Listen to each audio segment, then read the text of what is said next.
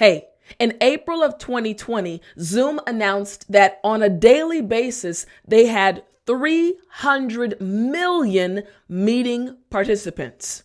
You heard me correctly. 300 million people every day using Zoom, having virtual meetings. Now, you as an English learner, yes, you've had many different virtual meetings, but you've also had a lot of trouble because of those meetings. You see, speaking English is difficult, and it's even more difficult during virtual meetings. But don't you worry.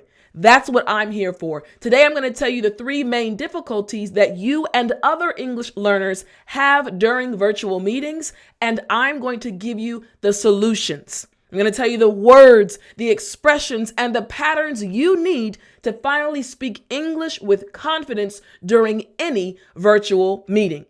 I'm Teacher Tiffany. Let's jump right in. All right, so there are 3 main difficulties that you as an English learner experience during virtual meetings.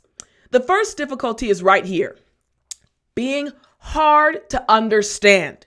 You see, it is hard to understand everyone when using a computer.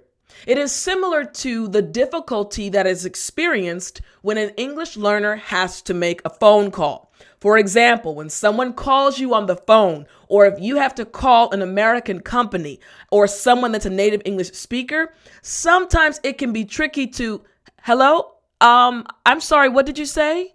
To understand what they're saying. And the exact same difficulty is experienced during a virtual meeting. Now, the second difficulty is right here.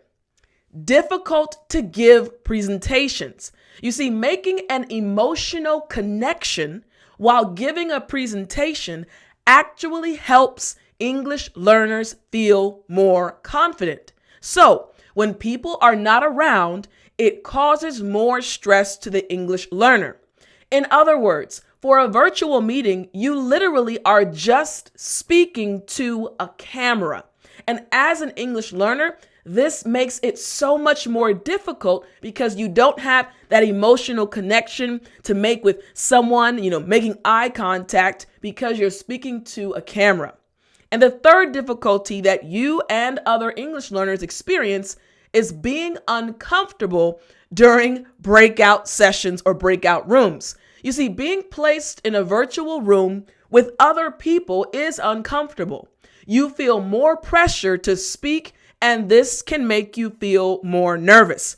Trust me, this is something that even native English speakers experience. So it's heightened. It's even worse for English learners.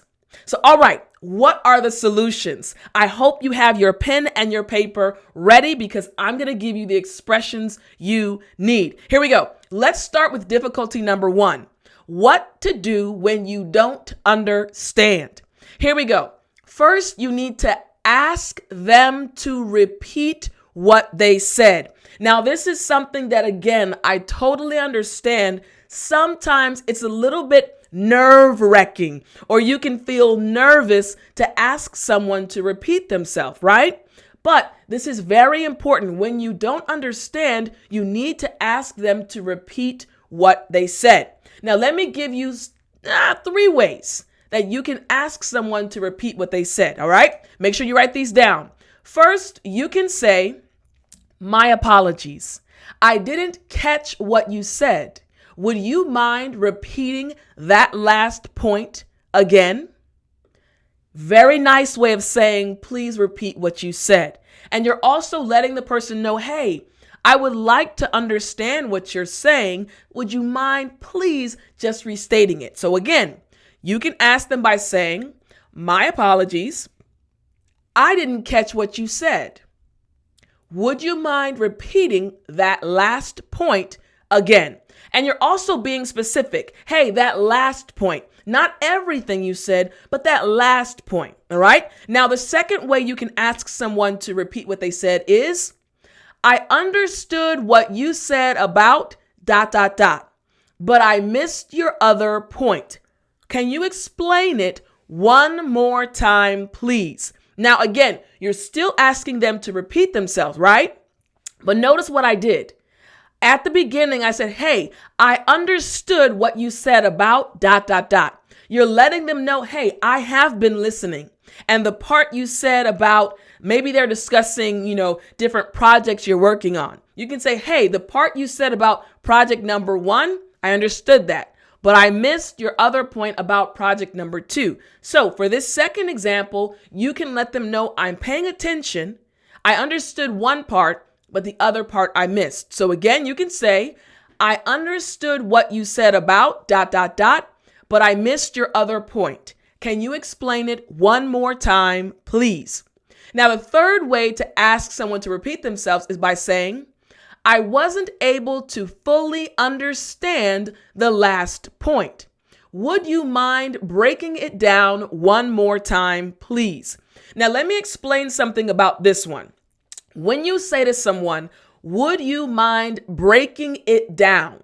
That is letting the person know that the way it was explained the first time may not have been as clear as you would have liked it to have been. So you want them to explain it a different way in simpler terms. And all of that comes out in, would you mind breaking it down? So again, these are excellent ways of asking someone during a virtual meeting for them to repeat themselves. Instead of just saying, hey, excuse me, can you repeat yourself, please? Don't say that. Say one of these three. And again, the last one, once again, is I wasn't able to fully understand the last point. Would you mind breaking it down one more time, please? All right. So when you don't understand, one thing you can do is ask them to repeat what they said. Now, the second thing you can do when you don't understand is to summarize to verify you understood. That's right. You can summarize. You heard something during the virtual meeting and you want to verify if what you heard was correct. So 3 ways you can do that. Again, I'm giving you the patterns, the words you can say. Here we go. You can say, I want to make sure that I understood correctly. You said that ... Is that correct? Again, this is a great way of letting the person know, hey, I have been listening and it's been interesting, but I just want to make sure I understood correctly. And the response is going to be good because you're showing that you are paying attention and that you really do want to understand. Now, the second way you can summarize to verify you understood is by saying, thanks for the explanation. I just want to verify that I got all of your main points. You said ... Does that sound about right? Now, here's again the amazing thing. When someone who is presenting or who's the one leading a virtual meeting hears an individual, you, ask a question related to their presentation and asks for clarification in this way, it will be received so well because you're saying, hey, I want to make sure I got all of your main points because it was so good. The presentation was so great. I want to make sure I understood everything. So again, memorizing these will help you so much. All right. So the third way you can do this is by saying, I truly appreciated your explanation or your presentation. Your main points were ... Did I miss anything? Again, it's like you're letting them know, hey, I had my notes. I was taking notes and I want to make sure that I understood everything. Please let me know. Did I miss anything? So this is a great way. Again, when you don't understand, you can say one of these 3 examples to summarize and verify that you understood. Now, another way to say something when you don't understand is to ask someone in the chat area. Remember, when you're in a virtual meeting, especially if you're using Zoom, there's always going to be a chat area. So if you don't want to interrupt the person speaking or presenting, that's okay. You can still type in the chat box. There are certain ways to ask to repeat. So here's the thing. I want you to write this. Here's the first one. I think I missed the last point. Would someone mind writing what he or she said again here? Super polite, and people will respond because they realize, oh, you didn't understand? We want to help you understand. All right. Now, another way is you can do this right here. What did he or she say? I wasn't able to catch the last part. This is very quick. Again, it's like, hey, I missed it. What did she say? Hey, I missed it. What did he say? And you're asking someone to let you know just the last portion, not the entire presentation, just the last portion. And finally, you can type a message like this. I didn't understand one part. What did he or she say about ... Now, again, this is in the chat area, but this is even more specific. But you're letting people know, hey, I'm trying to understand, but I do need a little bit of help. But when you write the message in the chat box, either by 1, 2, or 3, again, either by saying, I think I missed the last point, or the second one, what did he or she say, or I didn't understand one part. When you use one of these methods, people will respond kindly because these are so good. It's easy for you to tell somebody, I didn't understand, but I want to understand. Now, here's something I want to pause really quickly because what I'm teaching you, I'm giving you expressions, natural patterns used by real native English speakers in real life, things that we actually say. But here's the thing. I actually have a PDF, a free PDF, and it literally has 1,000 English words and expressions. And what it is it helps you sound more like a native English speaker. So I'm giving you a lot during our class today. But if you want to continue learning more expressions and more words totally for free, the PDF is totally free. You can download it for free by clicking the link right in the description. Again, I'm teaching you some expressions, some patterns that you can use in real life situations for virtual meetings. But there are so many other natural expressions used by native English speakers that you can use as well. And get the free PDF and you'll learn them too. So hopefully you get it and I know you'll enjoy it. Link in the description. So let's keep going. All right. So we've mastered this right here. What to do when you don't understand. But what do you do when you have to give a presentation? That's right. When you are the one leading the virtual meeting, talk about nerve-wracking. Don't worry. Again, I'll give you what you need. Here's what you need to do. So when you have to give the presentation, the first thing you have to remember is keep it simple. Again, keep it simple. Now, here's the main thing right here. Here we go. Focus on giving 3 main points. That's right. I always talk about 3s. Focus on 3 main points. It's not about talking for a long period of time. It's about giving the main points. So no matter what your presentation is, focus on giving 3 main points. Then give 1 to 3 easy to understand details for each point. That's right. Think about an outline. No matter what you are going to present, keep it simple. Pick 3 main points and then 1 to 3 details about each of those points. And then finally, what you're going to do is give 1 clear example or experience for each point. This again will help you because it's simple. It'll help you connect with those that are listening to your presentation, those that are participating in your virtual meeting. So again, when you have to give a presentation, the first thing to remember is keep it simple. And yes, this goes back to improving your English. Don't worry about using difficult vocabulary words. No, focus on keeping it simple. The second thing to remember when you have to give a presentation is start with a good attention grabber. Think about this.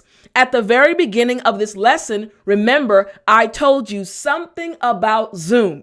I said in April of 2020, 300 million people had registered to be part of meetings on a daily basis. So again, a very interesting fact to grip your attention at the very beginning.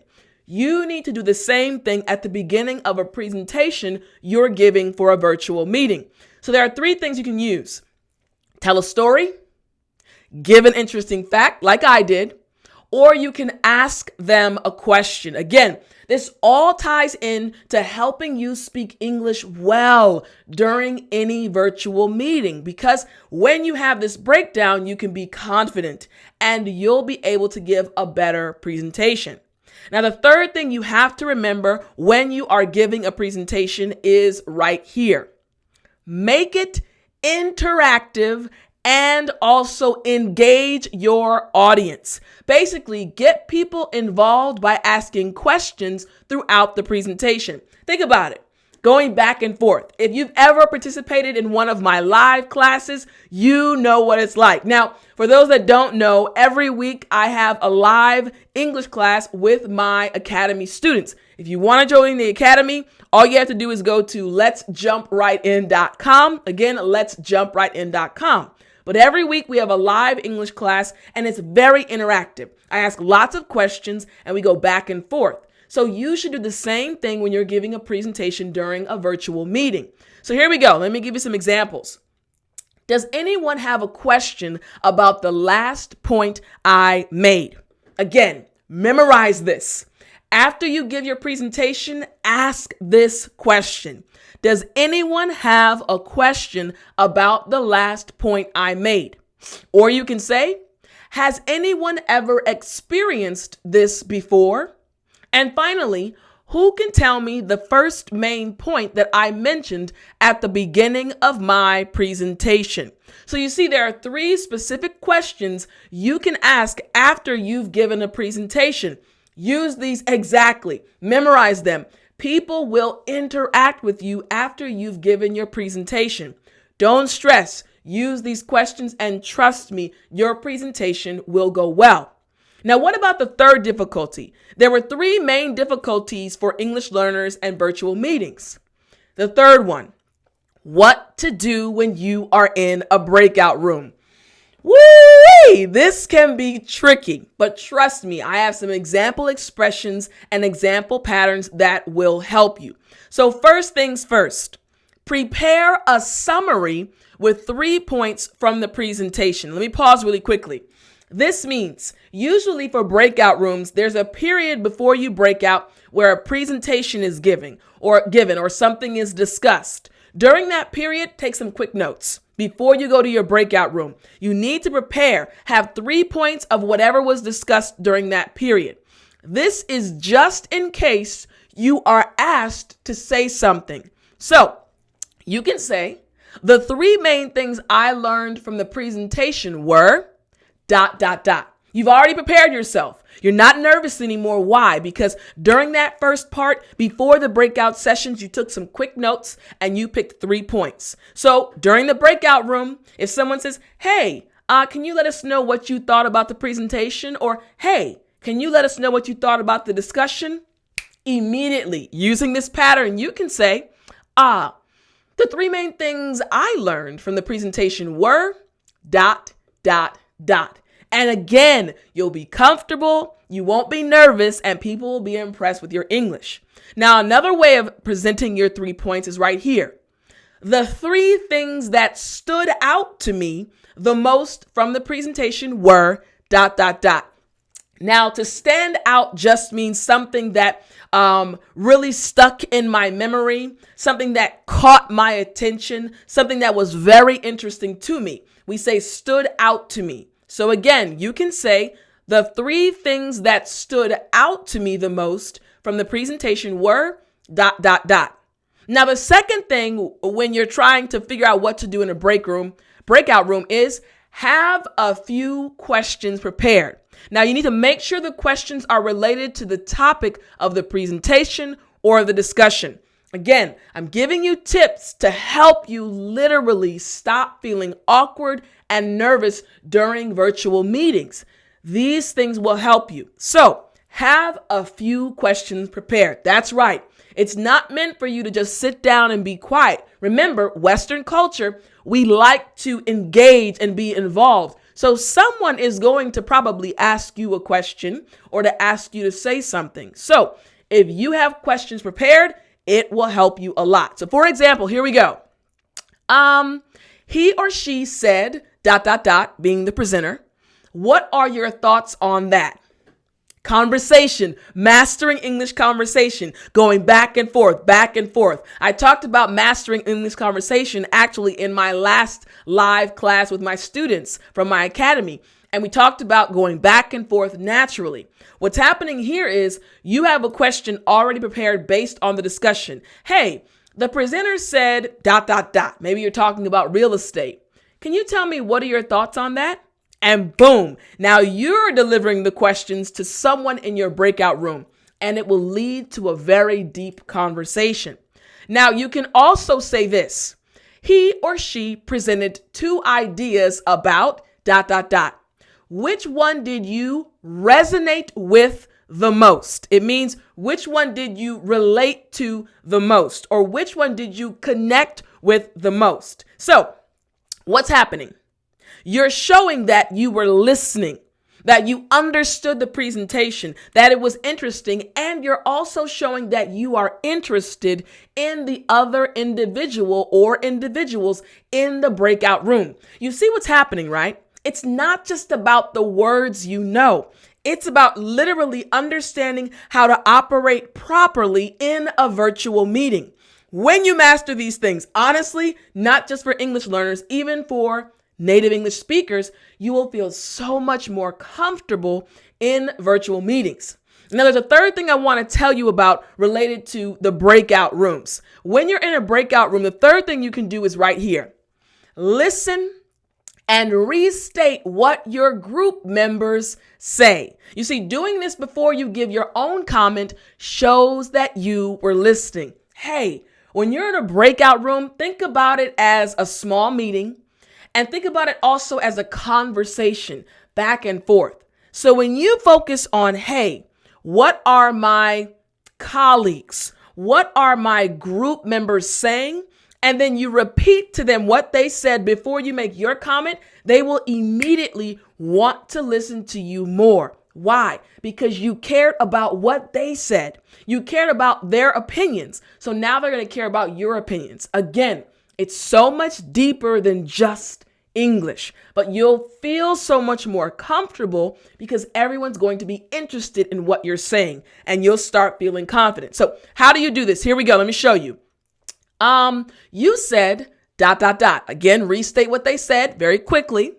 I also agree with that. I would add though ... I'm acknowledging what the individual said. I'm then saying, hey, I actually agree with that. But you know what? I kind of want to add something, and it keeps the conversation flowing. Now, another thing you can do is right here. You can say, I like how you said ... I think that ... Again, acknowledging first what the other individual said, showing them that you were listening, and then giving your opinion. This is how you operate in a breakout room. And this is how you stop feeling awkward, how you speak English with confidence during any virtual meeting. Now, I hope you learned a lot. I hope you really enjoyed today's lesson. I hope it helped you master virtual meetings. No longer will you have to feel awkward or confused or nervous. You can feel confident no matter what virtual meeting you're in. Thank you so much for joining. Again, I want to remind you to please get your free PDF, 1,000 English words and expressions, totally for free. The link is in the description. I taught you some patterns and some words and expressions today, and they're going to help you. But if you want to learn more and sound like a native English speaker, just get your free PDF by clicking the link in the description. Thank you again so much for joining. I can't wait to see you again next week for our lesson. Remember, as always, to speak English.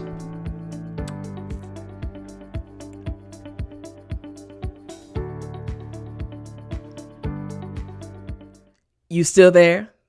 You know what time it is. It's story time. Hey, I said it's story time.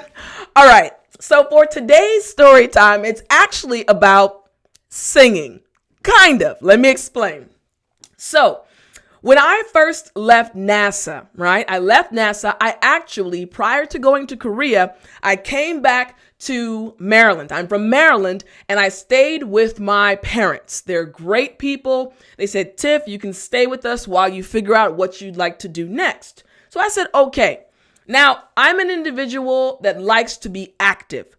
I like to be involved. I like to help out. So at my church, they voted me in as the social ministry leader. So I was in charge of like social events at my church for about a year or two period, right? So I was always trying to come up with things that were fun for my church family to do together. And one day I came up with this idea. So I've always loved singing, but I also liked lip sync. Now, lip sync is when the music is playing, no sound is coming out of your voice, but it's playing in the background and you're acting like you're singing it. So, for example, when I say story time, hey, I said it's story time, I'm literally singing. But I know many of you, and you've messaged me and told me, sing along or you mouth along. So as I'm singing, you're like, right? So no words are coming out, no sound is coming out, but you're singing along. That is lip singing with your lips, right? So I came up with this great idea. I said, you know what? Now I'm a Seventh-day Adventist, so Sabbath, on Saturdays I go to church. I said one Sabbath afternoon in the evening, I want to have a lip sync contest. Now, my idea was to have people of all ages come together from our church, bring their favorite songs, and they would perform up front in front of us, and we would vote who was the best, who seemed like they really were singing. So I told a few people, I told my family, and they were like, yeah, that's going to be so much fun. So I'm like, okay, great. Now, the thing is, it had never been done at my church, and so it had to be marketed. It had to be presented to the church. So I realized that I couldn't just announce it in a simple way like, hey, church family, do you want to come to a lip sync contest? I realized that I had to do something. I had to do something to grab their attention. Remember, we talked about during the lesson, an attention grabber, right? So I came up with this idea. One of my favorite singing groups is Mary Mary, two sisters. Their voices, amazing, gospel group. And they had a song. I'm trying to think. There were so many songs that I liked. I want to remember the exact song it was.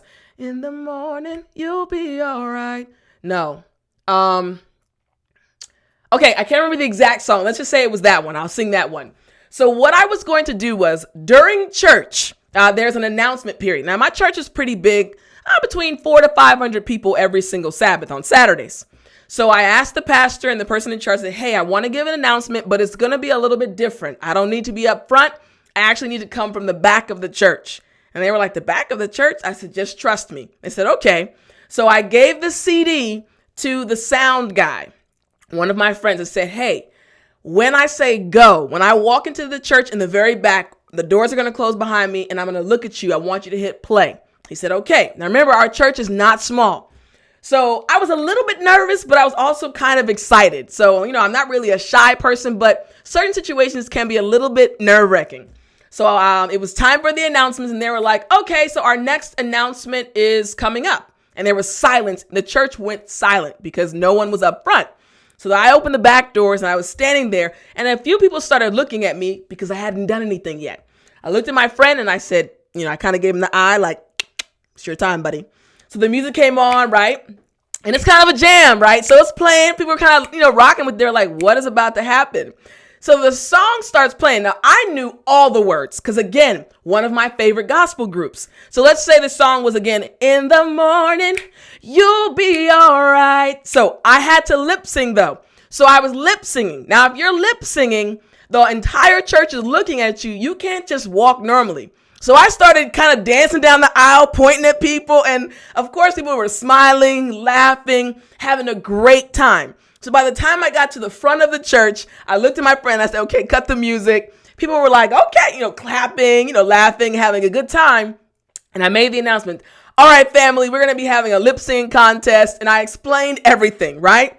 But again, I had grabbed their attention. Now, fast forward, The program was amazing. It was super funny. People of all ages participated. It was great. And actually, the older individuals were the ones who did the best. So it was really a nice program, and our family, church family, came together really well. So everyone enjoyed it. But that announcement, I will never forget the way I did that announcement. Why? Because it really got everyone's attention. So again, just like I taught you in today's lesson about getting people's attention at the beginning of your presentation, it's very important because they will stay with you, they'll be interested, and they'll be involved. So I hope you enjoyed today's story time. If you have a story where you did something that was really shocking or really out of the blue, let us know in the comment section. Again, don't forget to get your free PDF. If you want to learn more words and expressions and sound like a native English speaker, click the link right in the description, and I will see you next week.